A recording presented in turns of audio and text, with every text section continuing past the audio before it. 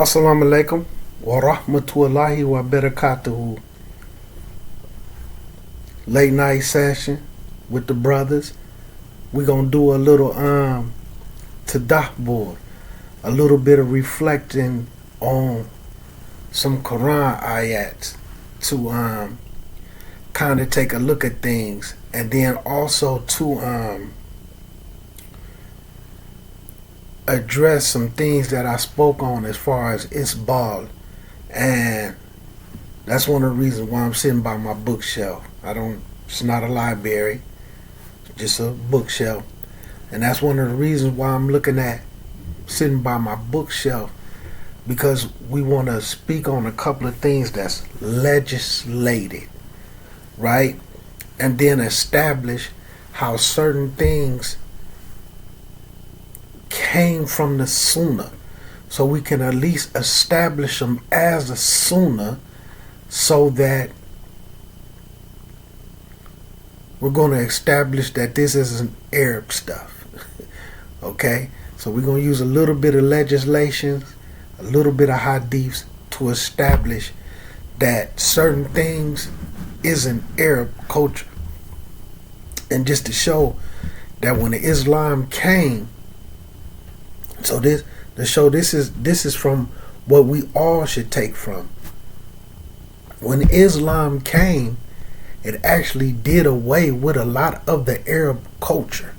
Now, as far as what they ate, which has nothing to do with religion, it has nothing to do with deen, the type of food you eat.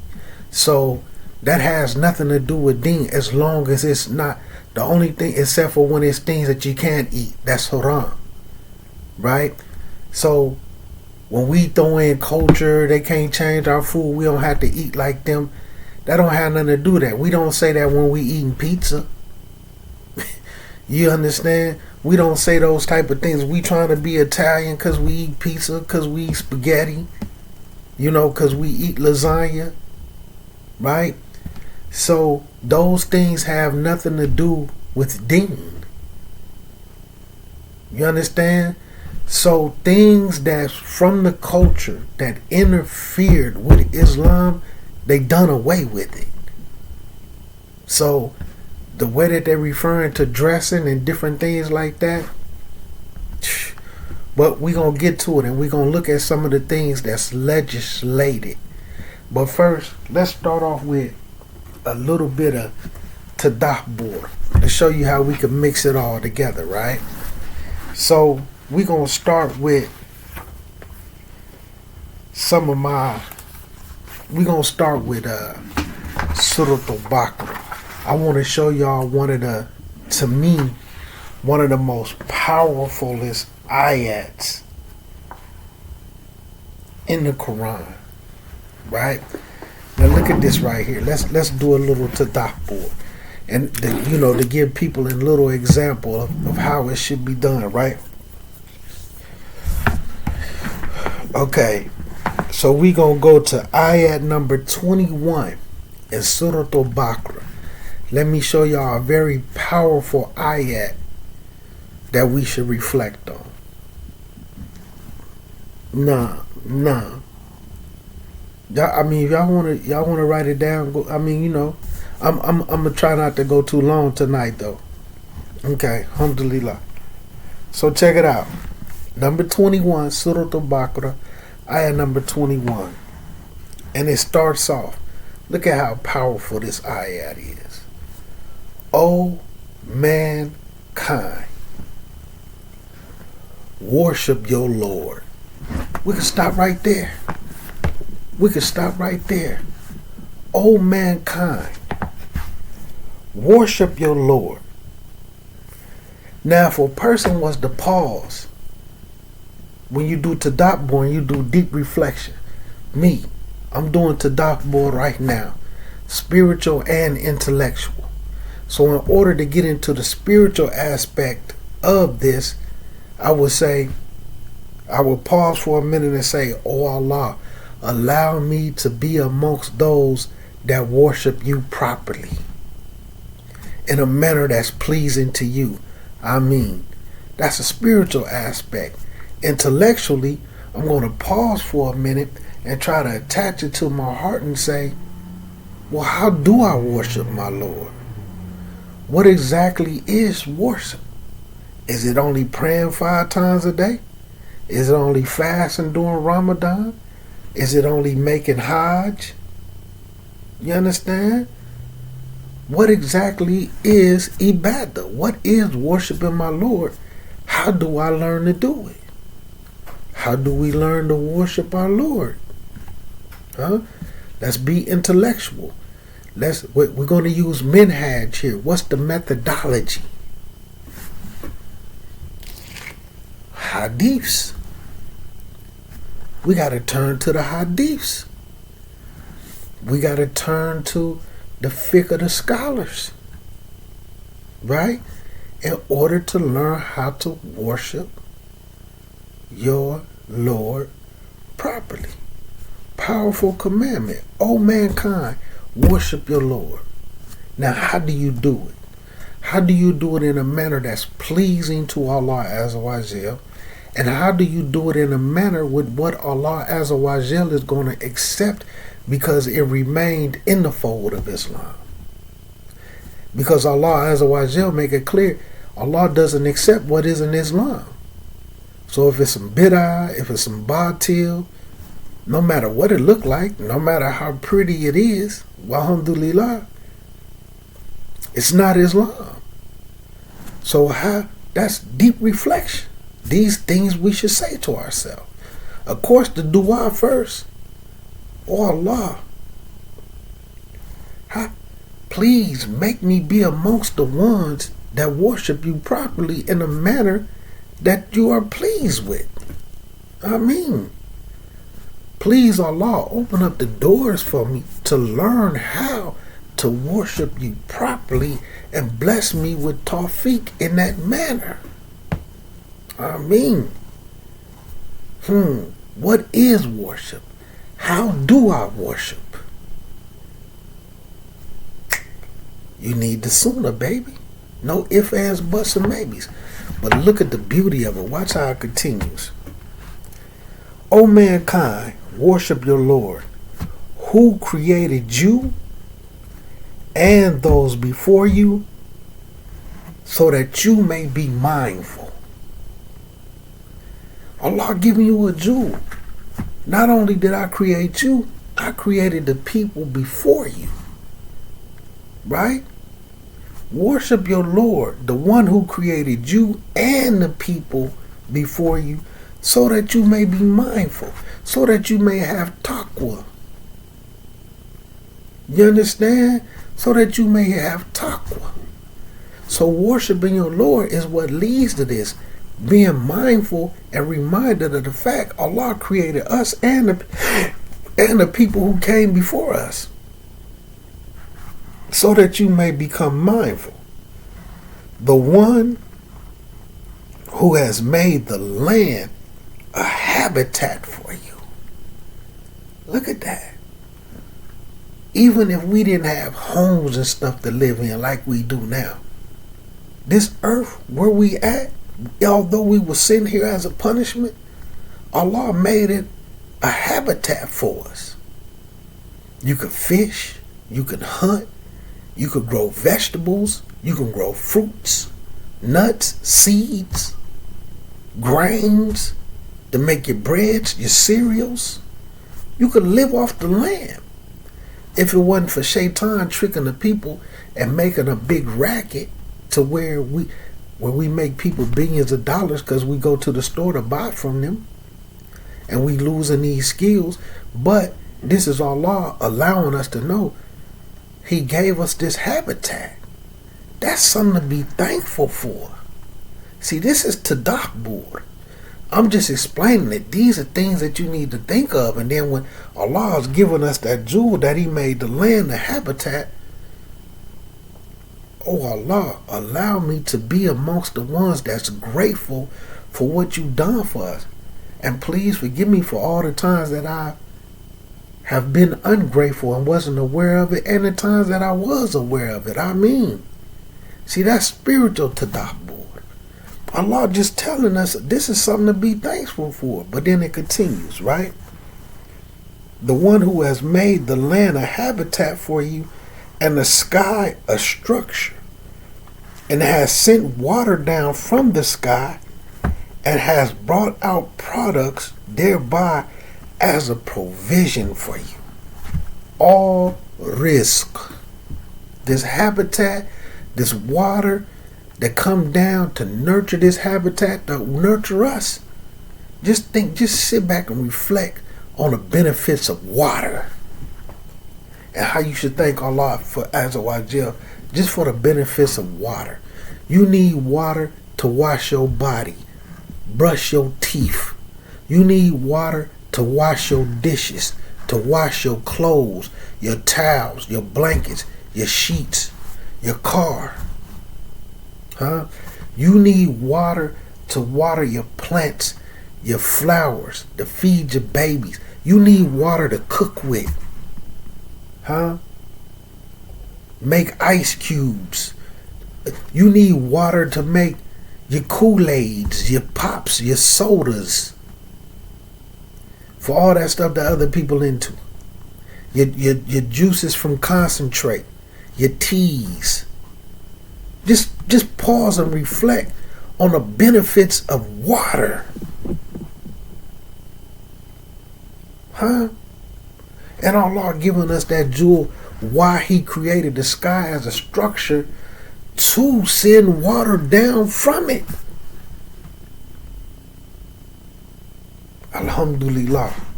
Allah Azza wa Jal, I thank you dearly just for water, and allow me to benefit from being able to take showers, wash my clothes. You understand? To be able to cook food with, to make teas, herbal teas, to drink water. Then for us who love to eat our flesh, our animals, our chickens, our beef, our goats, our lamb, they gotta have water. It grows the food that they eat, the grass, the grains, the apples, the peaches, whatever they're eating. And then this don't even throw in the fruit and the vegetables that we eat. Our salads, even if you making tomato sauce for pizza, for lasagna out of tomatoes. Just think of the benefits of how you can stretch tomatoes. You can make ketchup, pizza sauce, lasagna, spaghetti sauce. You know what I'm saying? Just the benefits from a tomato that you can get. This is what Allah is telling us to reflect on. Allah Azza wa Jal is telling us all this is risk. This comes from Allah Ar-Razak. Right? Then look what it say. So do not assign rivals to Allah while you know. If Allah is telling you, worship your Lord. The one who created you and the people before you, so that you will be mindful. The one who has made the land a habitat for you and the sky a structure, and has sent water down from the sky and has brought out products thereby as provisions for you. Just think about things, man, that Allah Azza wa Jal provided for us as far as gas and oils, so that we could drive vehicles. So that they can have trucks to transport things all across the globe. Import, export. All the stuff that is need for boats to float and export goods, airplanes to fly. From gas and oil. These things that Allah created, these things are provisions. See, this is Tadabur. This should tie your heart. Because, like the Quran say, which one of the favors of your Lord will you deny? Is Allah Azza wa Jal not worthy of worship just for water? just for water. Because a lot of us never just sit back and think of the benefits of water. On an extremely hot day, you could go get in a swimming pool. You could pour water over your head to cool yourself off. You know what I'm saying? Put water on a towel and put the hot, cool towel on your head. Keep you hydrated. Make ice cubes. Chew on ice cubes. For the sisters, man, who have low iron that like to eat ice chips. All this stuff come from water. If you probably just sat down and took a piece of paper and wrote down all the benefits just from water, B, you could probably fill up a whole page if you tried to. You could probably, without water, where would all the seafood and stuff exist that we love? Our crab legs, our lobsters, you know, our sea bass, our buffalo fish, our catfish, our sway, our flounder, all the scrimps, all the shrimp we love. What we gonna do without our scrimps? Without water, where would they exist? Where would their realm be at? Our clams, our oysters, Without water, where would they be? See, these things you can sit down and reflect when Allah Azza wa Jal is telling us He created the sky as a structure to bring forth water that brings forth products, not just produce. What would the animals eat? The animals, if there was no water to water their food, if it was no water to water their food,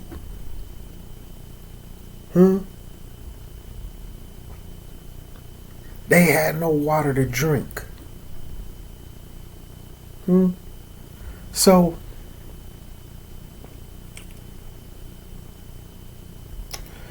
I'm going to bring it down. I'm going to skip that. So I'm going to read just a little bit more. Because there's more. Because I want to pause for a second. But I'm going to read a little bit more.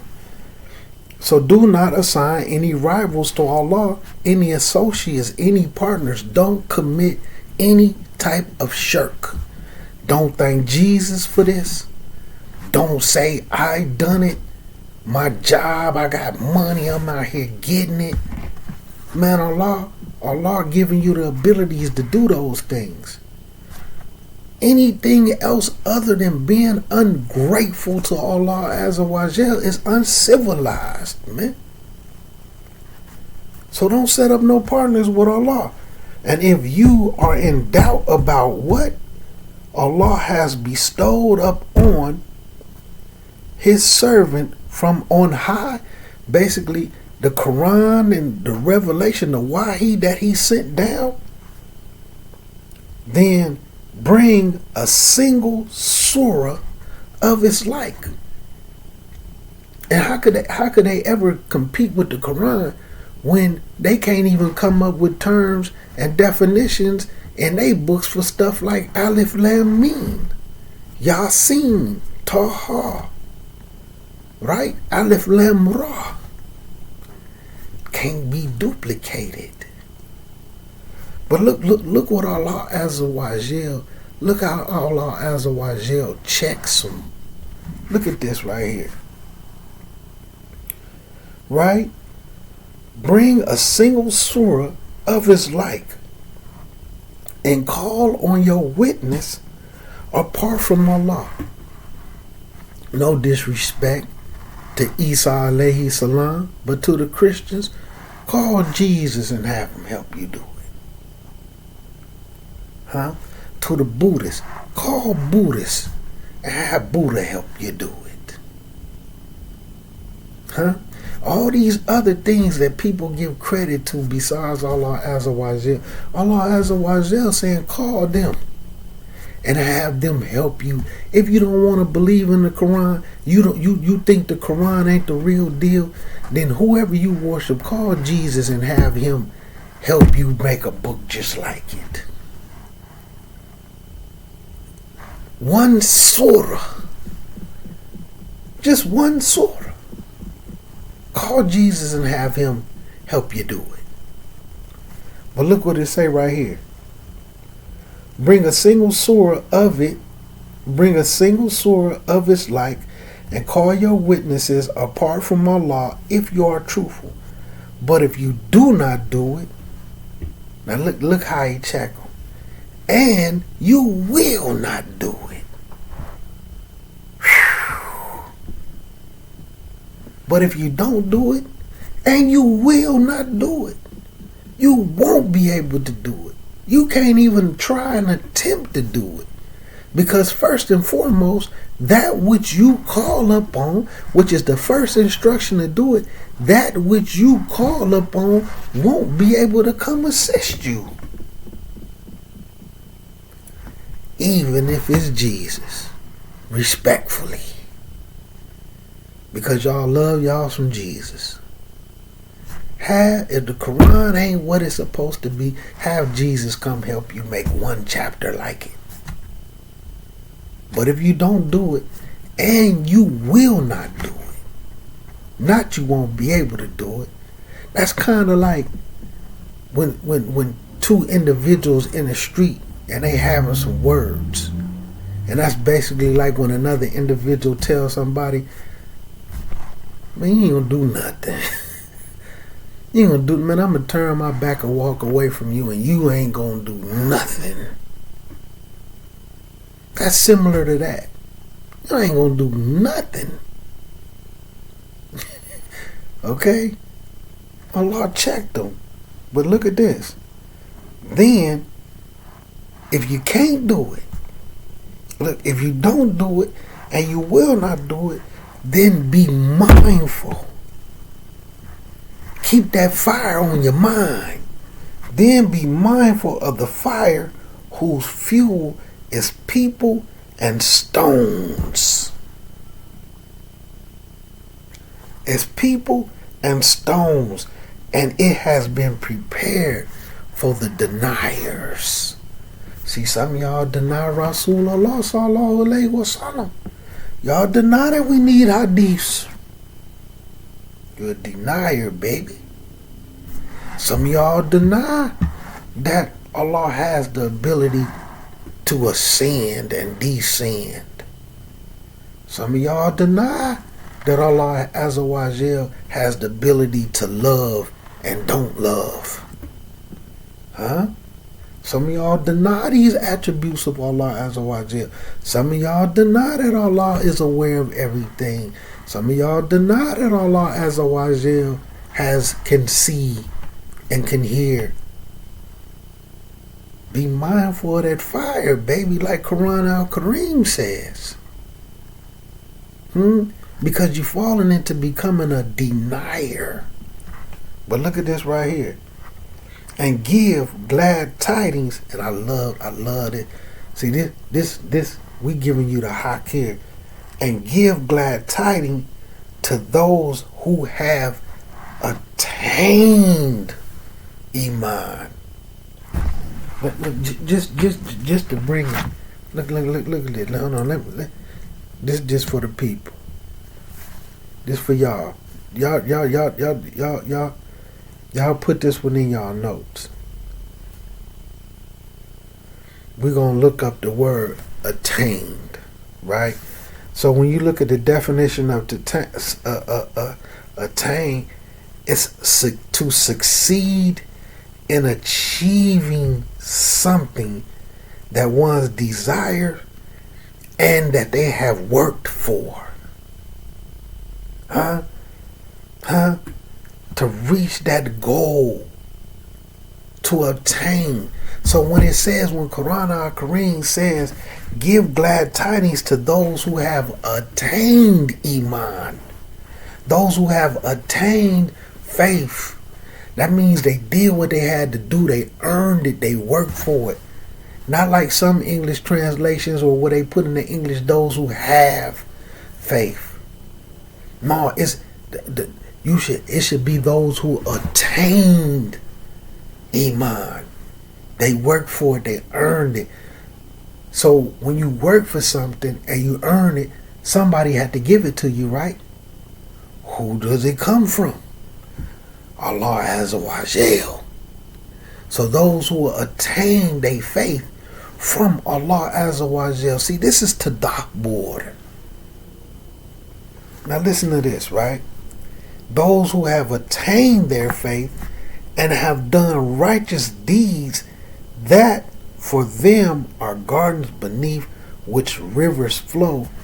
Whenever they are provided with any produce therefrom as a provision, they say, this is what we were provided with before.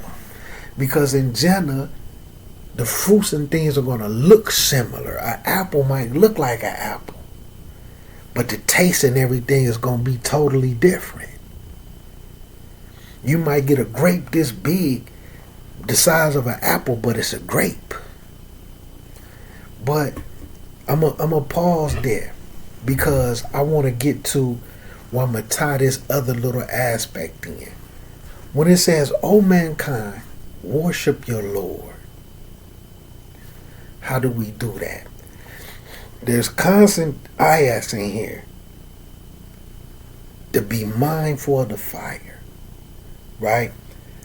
Letting us know that the fire is going to be filled up with people and stones. So that's, it's not just men, it's not just women, people and stones. And a lot of these stones is going to be from, y'all know what it is, time for Qiyam Aleo. But a lot of these stones is going to be these statues and idols that people made.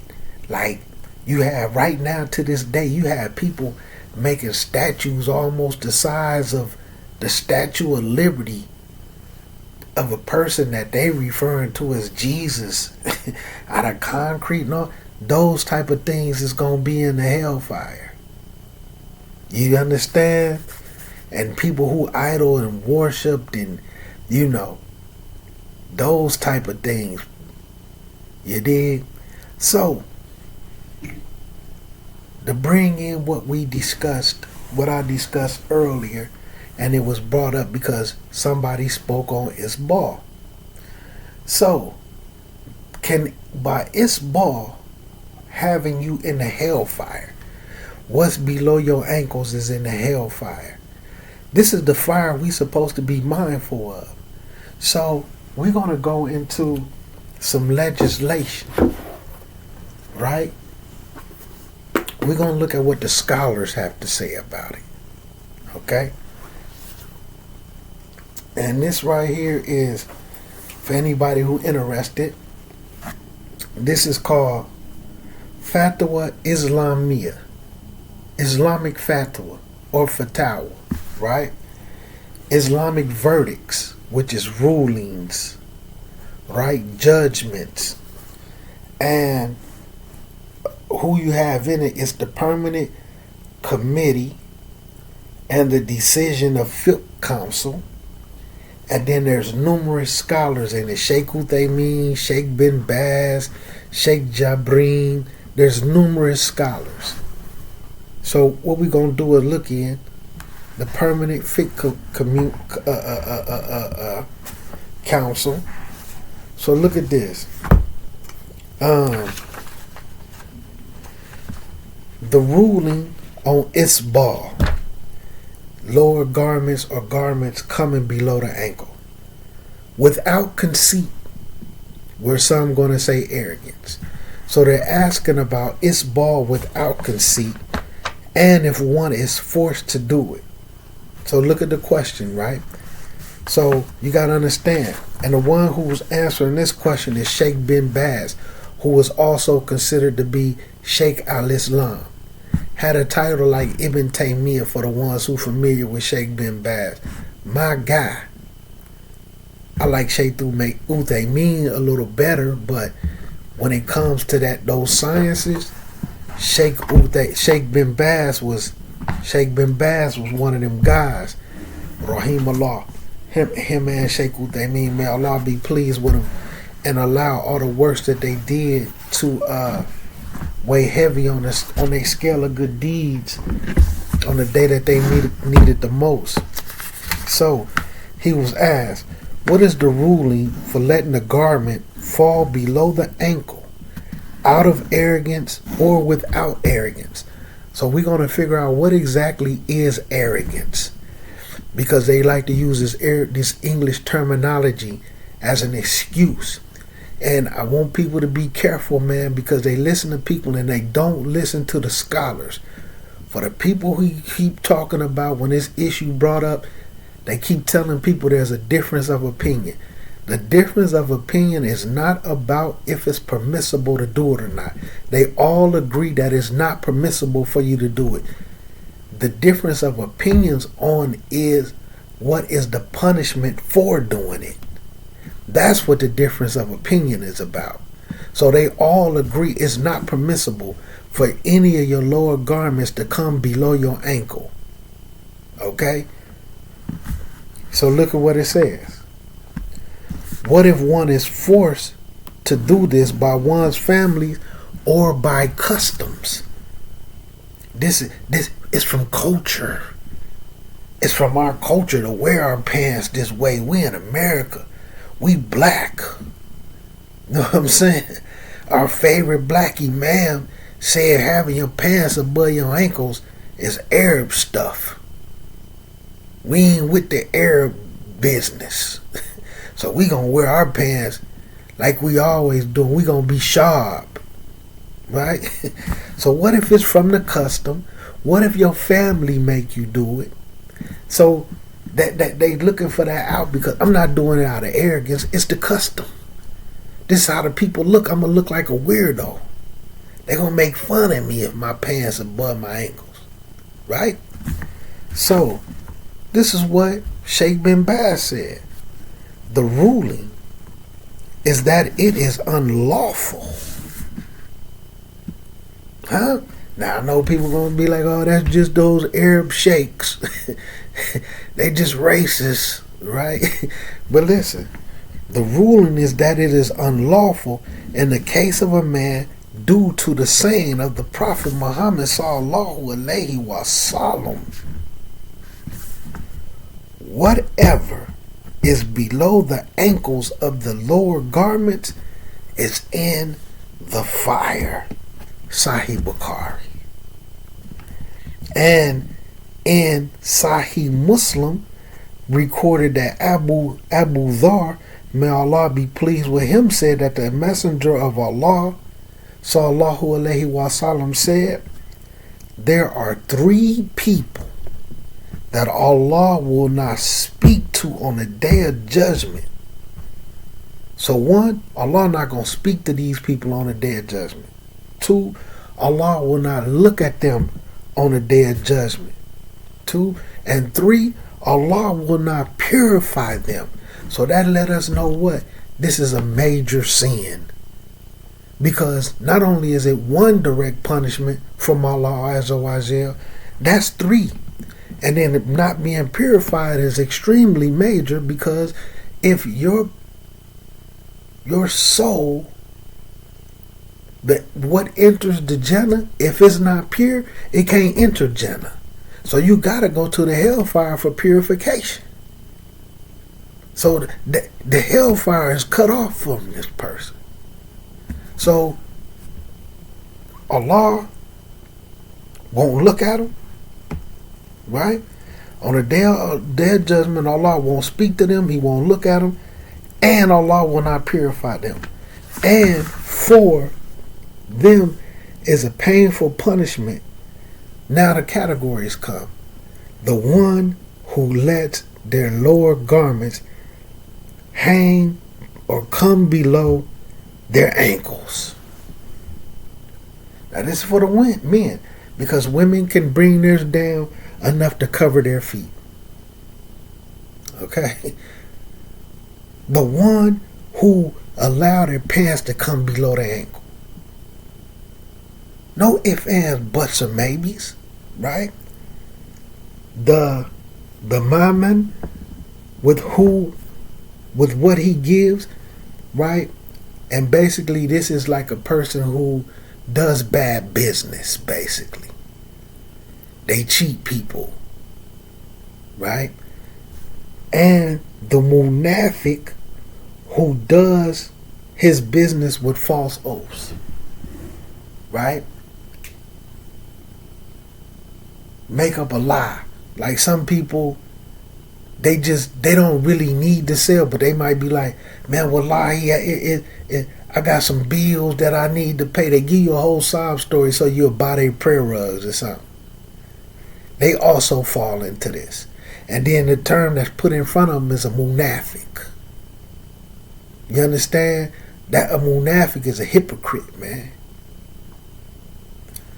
So, these three people, it don't say nothing about whether they doing it out of arrogance. It don't say nothing about if they doing it out of conceit. It's if they do it, period. If they not willing or try to act up on it. Authentic hadith, this is the one that's from Sahih Muslim.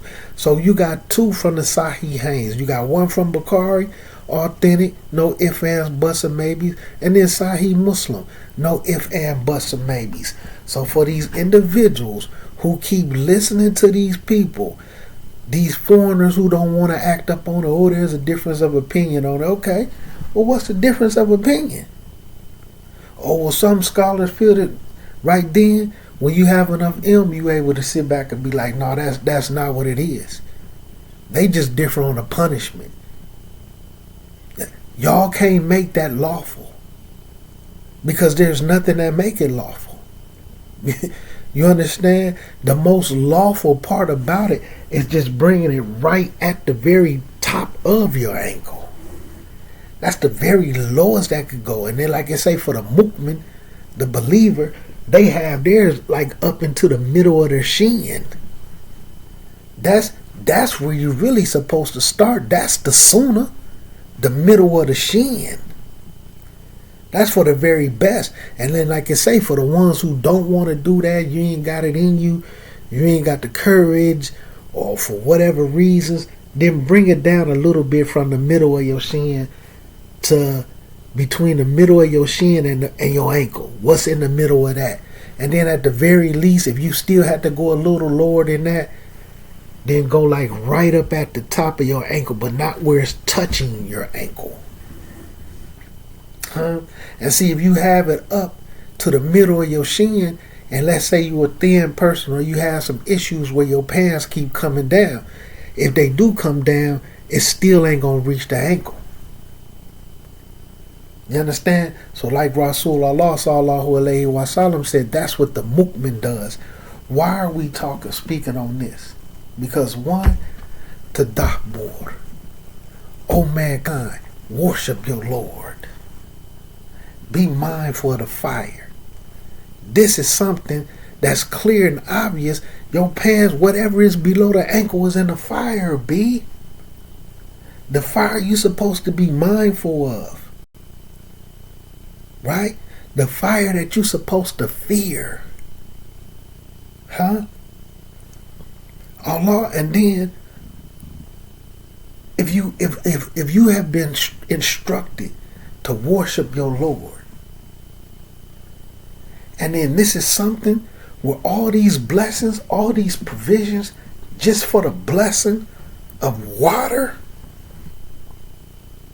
Some of us who've been alive 10 years, 20 years, 30 years, 40 years, 50 years, 60, 70, 80 years, you benefit from water every day. Because what's the one beautiful thing about water that I ain't named yet? You gotta make wudu, baby. You gotta make wudu every day 5 times. How you gonna get your salat in without wudu? We benefit from water every day. Every day we benefit from water. Whether it's from cooking with it, whether it's from washing off our meat to cook, washing off our fruits and vegetables to eat. Allah telling us to be mindful of this. He's giving us the jewels on what He's doing for us, and He doesn't have to do it. And then you're going to turn around and disobey a direct commandment and keep your pants below your ankles for what? Just so Allah won't speak to you, look at you, or purify you? Why is it even worth it? Why is it worth it? Your pants being below your ankle means more to you than Jannah. Why? That's Arab stuff. Oh man, I'm gonna look like a goofy. That's not from the custom of my people. You gonna risk your Jannah over that? But let's continue. Right? These are the two hadiths, and their meanings are general, applying to the one who drags the garment out of arrogance, as well as the one who does it without arrogance or conceit, whatever word that you want to use, right? This is because the Prophet stated in a general manner without qualifications. When the isbal is done with arrogance, then it results in a sin that's greater, a threat more severe, due to his saying, whoever drags his garments out of conceit, Allah will not look at him on the day of judgment. This one is from Bukhari and also in Muslim, right? So this is another hadith stating the same thing. So in one, it doesn't name whether you being arrogant or not. Just the simple fact that you do it. No speaking to, no looking at, and no purifying, right? And then for the one who does it out of arrogance, right? Who does do it out of arrogance, Allah will not look at them on the day of judgment. So it's for both, whether you're doing it out of arrogance or not. There's no escaping it, kid. But let's continue. It is not possible to think that the prohibition is limited to someone who does it out of arrogance. Right? Anybody with a noodle, they say it's impossible for you to think that it's only for somebody who do it out of arrogance. Because the messenger, right, Sallallahu Alaihi Wasallam, did not qualify the prohibition in the previous two hadiths. But let's continue, right? He, Sallallahu Alaihi Wasallam, also did not restrict that in another hadith where he said to some of his companions, and this one, I'm going to go ahead and pull this one out because I want to show Abu Dawood some love. It's saying that this one is in Abu Dawood Hadith 4084.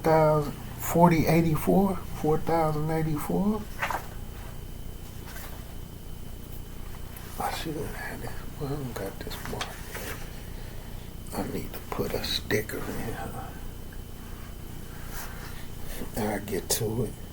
So, the chapter heading is what has been reported regarding isbal with the lower garments, right? Which this is a fairly long hadith, almost a whole page. But I'm going to get to the bottom of it where it comes with it and says this.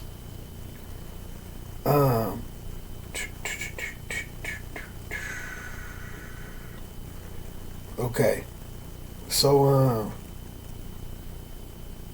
basically a man coming to him for some instructions on how to carry himself.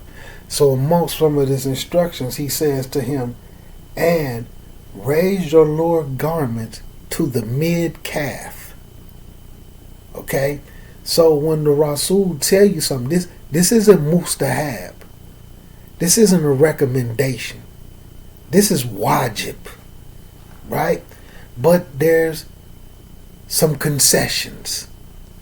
So, and raise your izar, or your lower garments, let me translate it right, and raise your lower garments to the mid-calf, or if you must, to the ankle, but not touching the ankle. Okay? If you got to work, you got a job where you might have to, it might be something where some type of stuff can get on your skin, so you can pull the pants down right to the ankle, but not touching the ankle. You want to make sure it's not touching the ankle, right? So if you must, if something go on where you have to lower it, then lower it just right there to the ankle. But beware of its ball with the lower garment, for that is conceit. That is arrogance. The fact that you're doing it is the arrogance. Because your unwillingness to follow the command. So the fact that you're doing it, it is arrogance. This is what the hadith states. Right? That's why when it's talking about the individual who's trying to adhere to it, Abu Bakr, but his pants just keep falling and he's scared. I'm doomed. I'm doomed to the hellfire. I can't stop my lower garment from falling because I'm so thin. And the Rasul told him, no, you fine, because you're not doing it out of arrogance. So he was trying to do it. His pants was just falling down. That's why you start at that mid-shin, baby. Okay? That way if it do fall down, the most it's going to do is just going to get to the top of that ankle, but not touching the ankle. You understand? So that's what the Rasul said. The simple fact that you're doing it is the arrogance. And look what it say. Hold on. But be aware of its ball with the lower garment, for that is conceit, and Allah does not like conceit. Allah does not like arrogance. So, with these authentic hadiths, what the difference of opinion is? What scholars is going to turn around and make that permissible? One, Allah don't like it. Two, you could put yourself in a position where Allah not going to speak to you, look at you, or purify you. Whether you doing it out of conceit or not. On a level of, because keep in mind, it was asked, what if my family making me do it? Or it's part of the custom in the city I'm at. It's like what we like to do. It's black Islam. It's from our culture. That ain't that Arab stuff. It's part of the custom of America. So they doing it for that. Same punishment, baby. Same punishment. So like I said, people better stop letting people trick them, man. The only difference of opinion is what the punishment is. Okay? So as it continues, right? So he made all cases of isbal arrogance. It's arrogance to do it. Intentionally, okay? Without even trying to not do it. Because it is normally not done without that. And as for the one who does not do it for that reason, then this is a means that leads to that. And a means holds the same rulings at its end. Because it was your intentions. Furthermore, this is a form of waste, and letting one's garments drag on the ground makes the garment susceptible to impurities from the ground. And I won't go no further because there's more. There's more. Right? How about it? How about it? What's to discuss? You know what else? I said I was going to give y'all another one, didn't I? Let me see something. Hold on.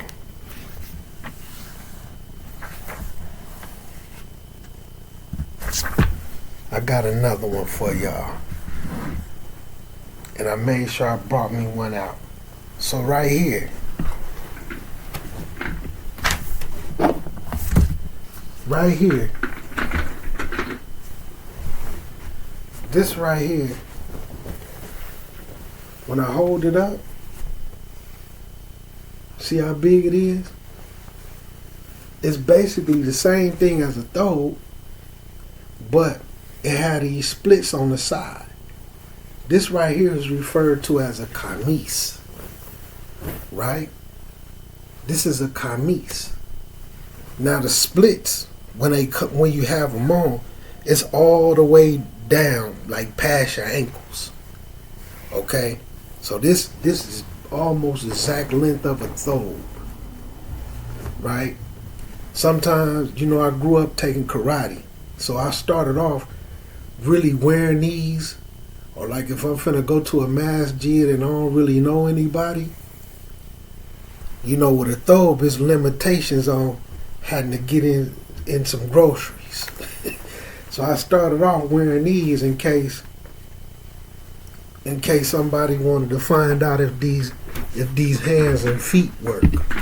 You know what I'm saying? Not like I'm looking for some trouble, but like when you know martial arts and you've been taught certain things, it leads your mind to always, like if somebody talking to you, stand a certain way, or you have your clothes, certain type of clothes on, or like if a dog try to chase me or something, and I had to get away from the dog, or an individual might pull a weapon on me and I had to get out.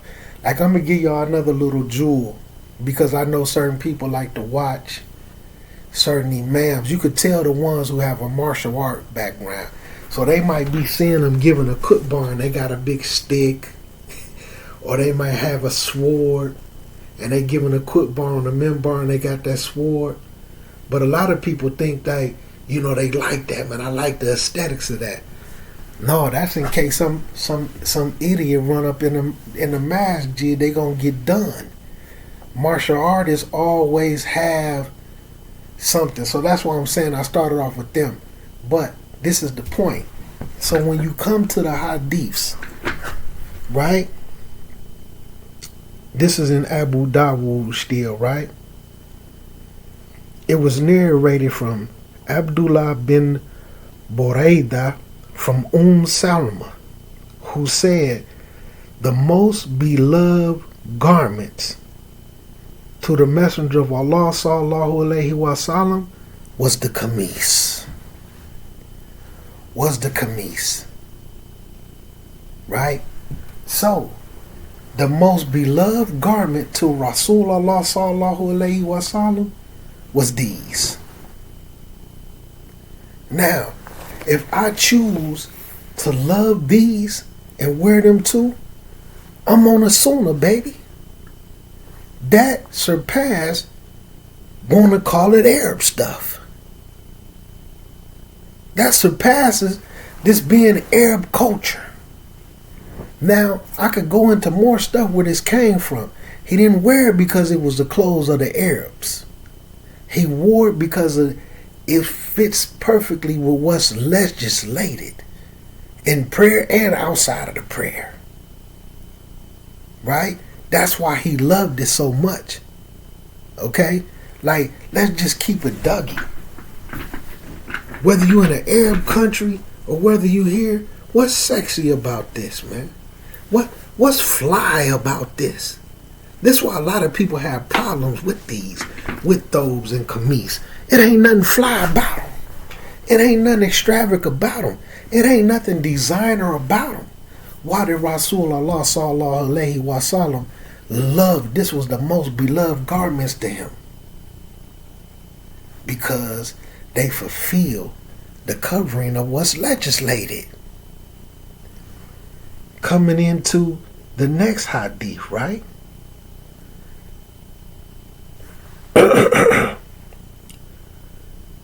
It was narrated that Asma bint Yazid said the sleeves of the kamis of the Messenger of Allah sallallahu alaihi wasallam always came to the wrists.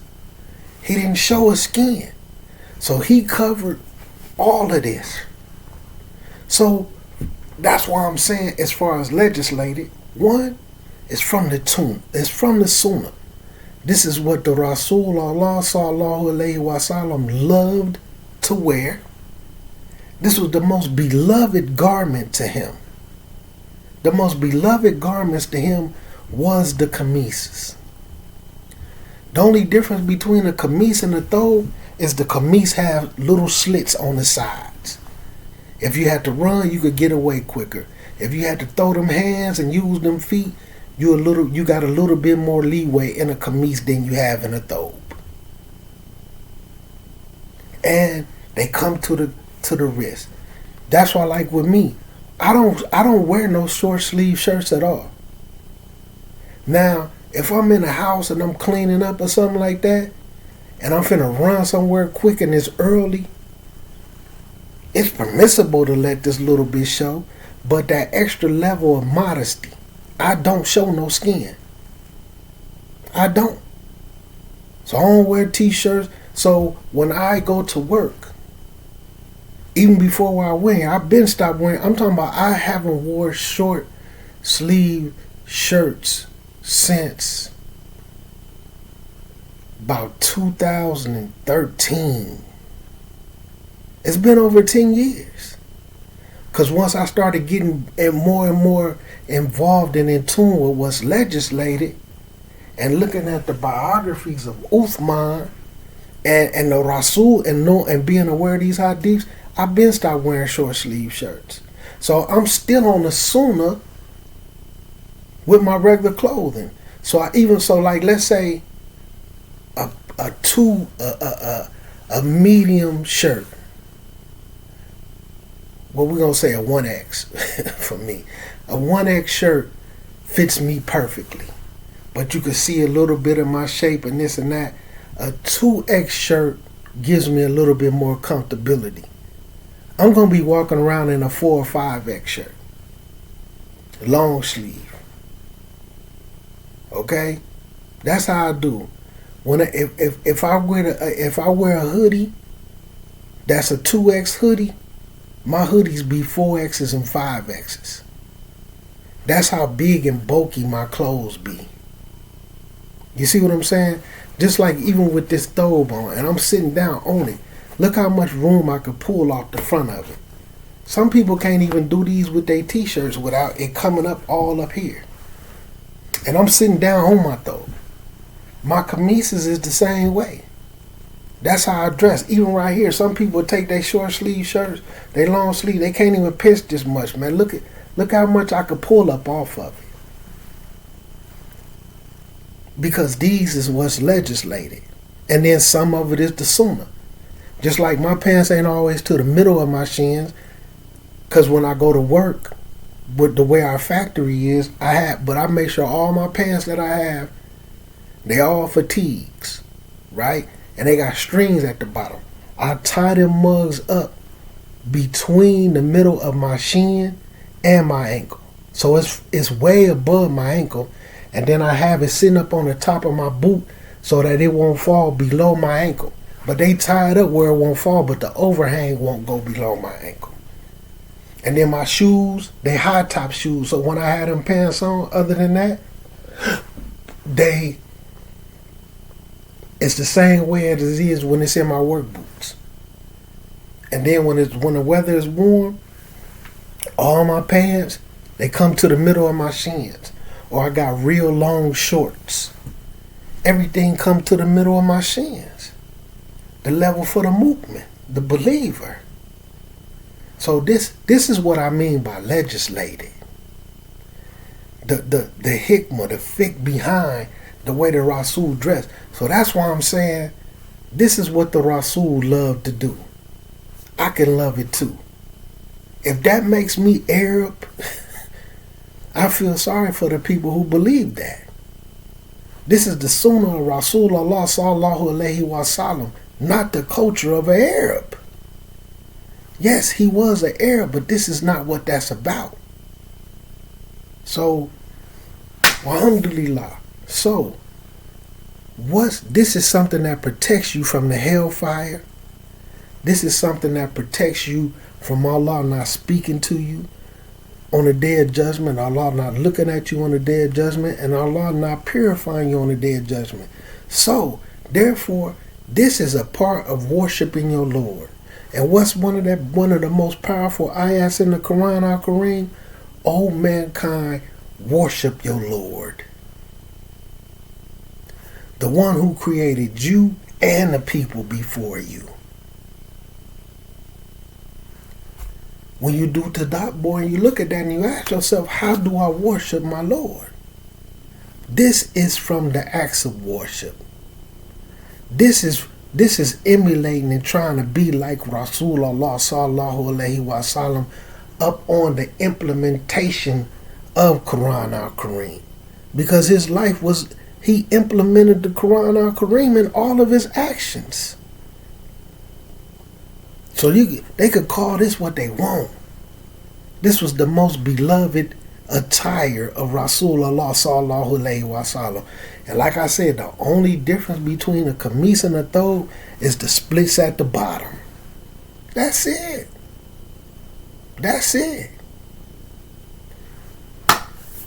Let me wrap it up, man. You know what we do, man. We gotta pray, man. So, assalamu alaikum rahmatullahi wa barakatuh. Any mistakes I made came from myself and the shaitan. Anything I said that was correct came from Allah Azza wa Jalla Muqtadir. So, again, we use the Quran. We use the scholars. What's legislated, the rulings, the hukams, right? The judgments. And then we looked at some of the hadiths from Rasulullah sallallahu alaihi wasallam. And some of these is from his wives and stuff, bro. They know what he loved.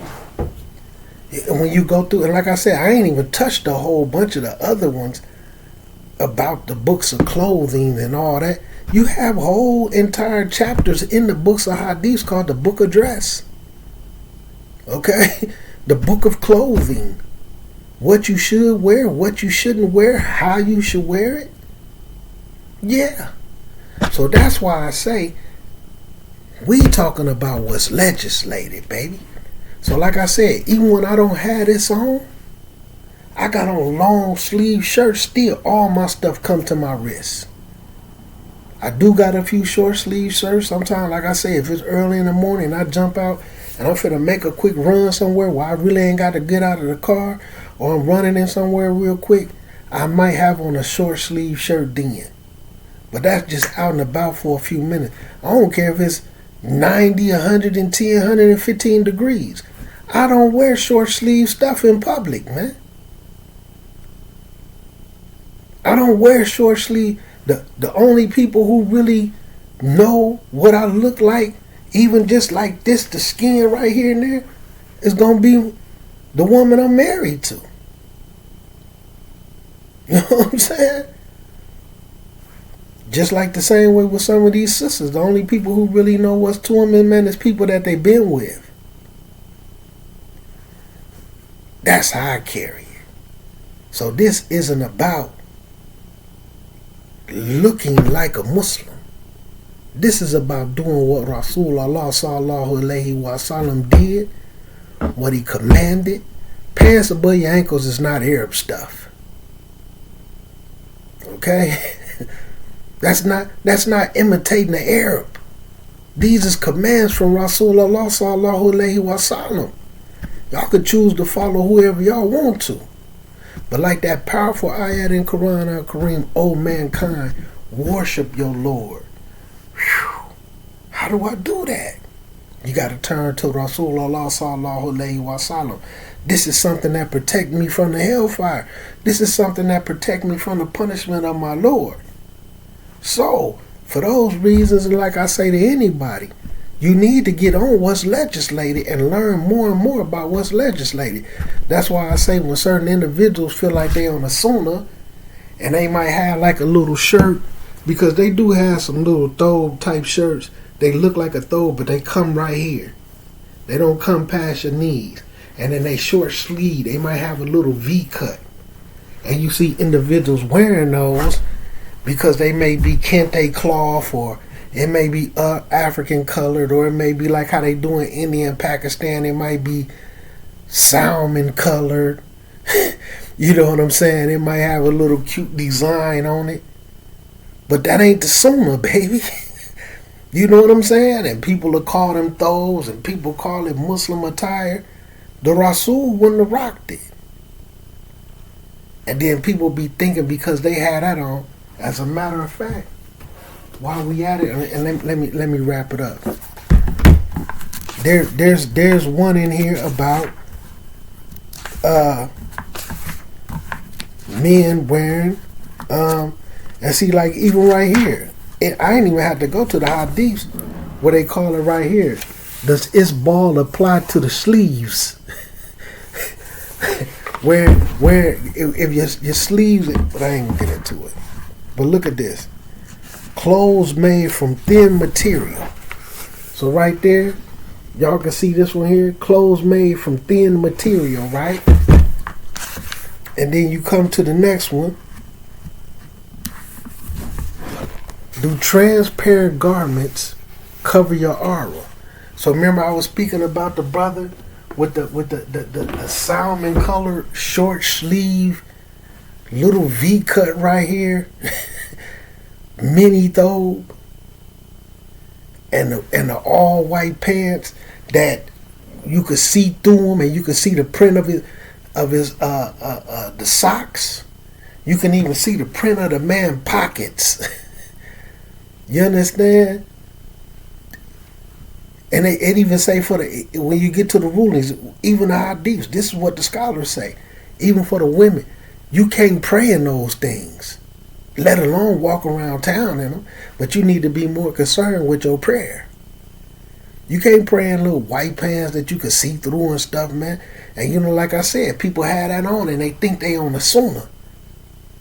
Oh yeah, man, if people recognize me as a Muslim, take that kufi off and see if they think the same thing. You could put that kufi on and put on a basketball uniform. You could put that kufi on and put a whole sweatsuit on, and they gonna identify you with Islam because of the kufi. It's not because you got on some salmon colored short sleeve, half blue, green, and yellow, half baby dashiki shirt with a little bitty slit right here, that short sleeve. That ain't the sunnah, B. The sunnah, what Rasulullah sallallahu alaihi wasallam and his companions would have had on, something that came to the wrist. Not, like I said, not saying that ain't permissible. It's not nudity, but it ain't the sunnah. You know what I'm saying? Like I said, for them brothers who I know be doing it, take that kufi off and see if they still identify you with Islam. It's not the clothes. It's because you got one of these on. But anyway, man, assalamu alaikum warahmatullahi wabarakatuh.